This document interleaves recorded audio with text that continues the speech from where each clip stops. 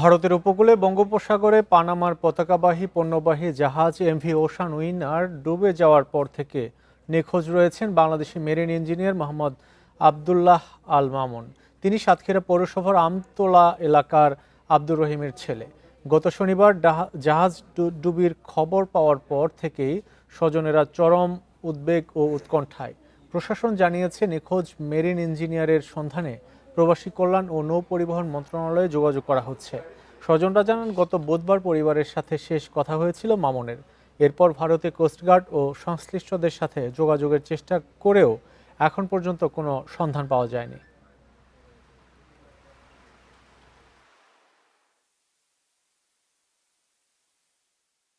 জাহাজ দুর্ঘটনায় পর থেকে আমরা পরিবারের সদস্যরা ওনার সাথে আর যোগাযোগ করতে পারিনি। সরকারের কাছে একটা দাবি, দ্রুত আপডেট নিউজটা আমাদের জন্য দেওয়া হয় এবং সঠিক তথ্যটা দেওয়া হয়।